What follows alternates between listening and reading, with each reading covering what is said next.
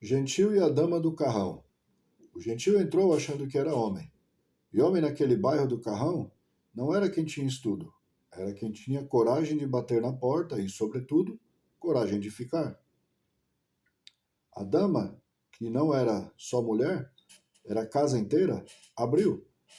Abriu como abre cortina, como quem põe a luz na sala e diz: agora vê. E ele, coitado, viu demais, cedo.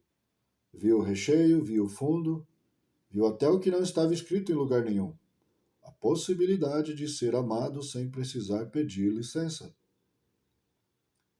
Ele se chamava gentil, mas era esperto, não por falta de alma. Esperto era a palavra de quem gosta de reduzir os outros, como se a gente fosse menos por não falar bonito.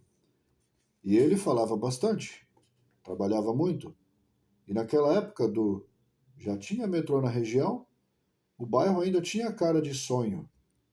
Ônibus chegando com atraso e promessa chegando com antecedência. A mulher era literária, não do tipo que cita autores na mesa, não. Era do tipo que sabia o gosto das coisas pelo jeito que olhava. Gosto simples, diziam, mas simples para ela era tudo o que cabia no coração. Um cheiro bom, um prato sem firula, uma conversa sem manchete. Gentil, porém, achava que amor tinha preço de vitrine. Achava que, se fizesse bonito, ela iria ficar grande dentro dele, ocupar todas as divisões do corpo, tudo o que a vida dela guardava num armário fechado. Ele começou gastando. Gastou como quem não sabia que dinheiro não leva desaforo. Comprou presente, não presente, compra. Comprou coisas que não eram dela. Eram de uma ideia de homem que ele inventou. Um relógio que queria dizer tempo é meu, um anel que queria dizer eu sou capaz, uma viagem curta para um lugar longe, longe o bastante para parecer destino. E cada gasto era um degrau. Ele subia pensando que subia ao lado dela, mas na verdade subia sozinho, dentro do próprio orgulho. Ela deixava, ela sorria, ela agradecia com aquela educação de quem não quer ferir. E o gentil foi se apegando ao que ela dava, como se o pouco fosse sinal de que vinha muito mais. Só que vinha em outra velocidade, numa outra linguagem, num outro território. Acontece que, dentro dela, havia um casarão interno. Um casarão daqueles que não acabam. Corredores repetidos, portas que ninguém fecha direito, cômodos onde a memória mora como chave na boca. Ela tinha várias pessoas morando lá dentro. Uma mulher que desejava calma, uma mulher que desejava susto, uma mulher que queria ser admirada sem ser possuída. Uma mulher que não suportava a ideia de ser salva por esforço alheio. E gentil, pouco lido, entrou no casarão sem mapa. Achou que bastava atravessar as salas e pronto. Chegava no quarto principal, onde estaria o Felizes para Sempre. Só que as salas se multiplicavam. Cada vez que ele pensava, agora, a casa mudava de posição. Ele batia na porta errada, ouvia a resposta do outro lado e respondia com mais coração, com mais gasto, com mais tentativa.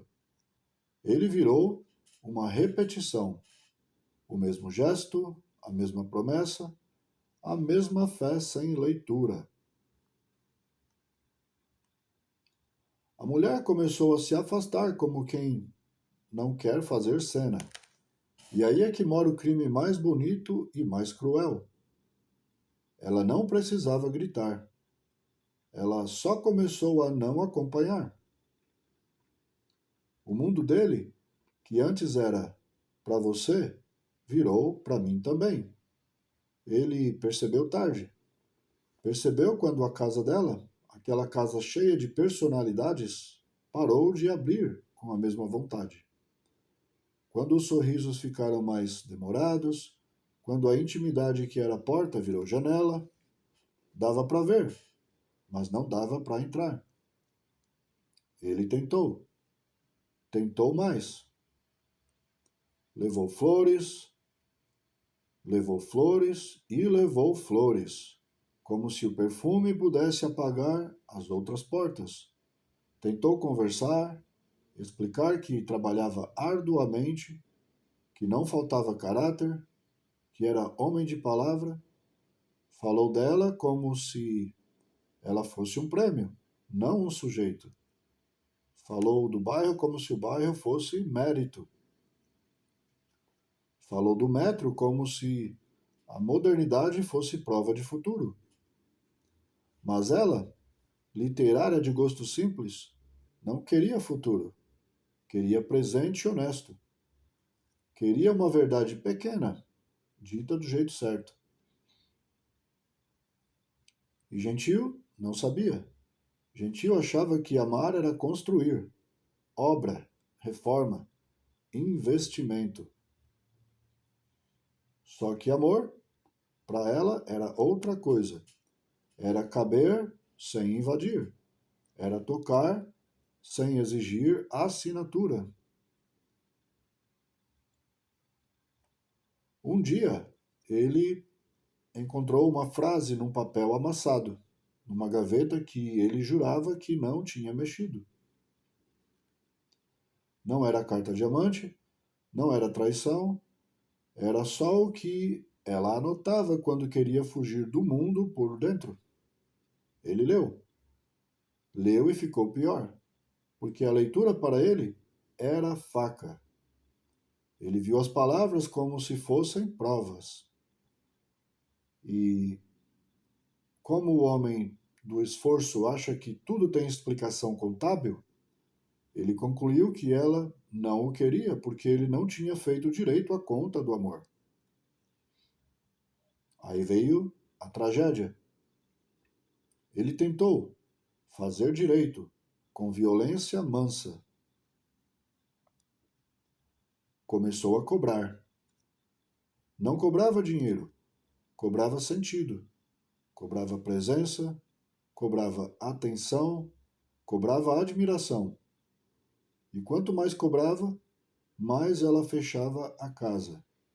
Porque uma mulher com repertório interno não se entrega com ameaça. Ela se desmancha. Sim, mas se desmancha em silêncio.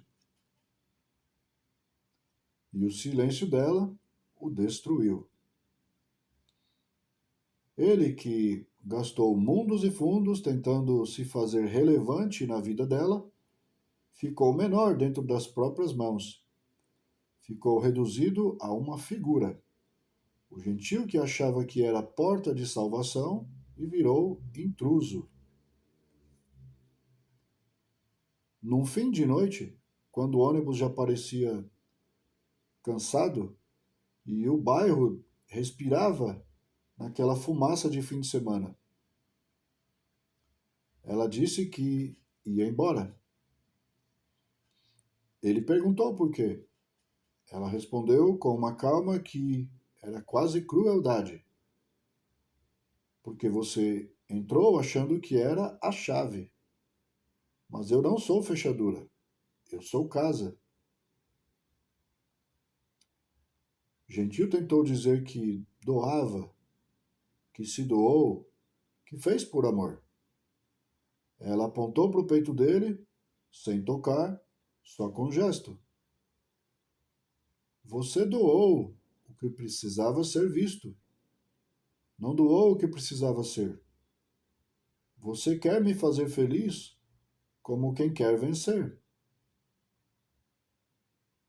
E aí o casarão dele, o casarão interno do próprio Gentil, desabou. O gentil achou que tinha personalidades. Não, ele tinha uma só, a de quem se acha vítima do próprio empenho. E não suportou a ideia de não ser suficiente. Não suportou a ideia de que amor não responde ao currículo. Não suportou a ideia de que uma mulher simples no gosto material podia ser imensa no gosto pela liberdade. Ele saiu da casa dela com vergonha, vestida de raiva. E na rua, no bairro do Carrão, com o metro passando longe e indiferente, ele fez o que sempre faz. Voltou para sua versão de homem, prometendo para si mesmo que um dia teria outra chance, com outra mulher, com outro enredo, com outra lógica. Mas a verdade é que não existe outra chance para quem aprendeu tarde demais que amor não se constrói com mundos e fundos. Amor se lê. E gentil, pouco lido, passou a vida tentando ser frase sem saber pontuação.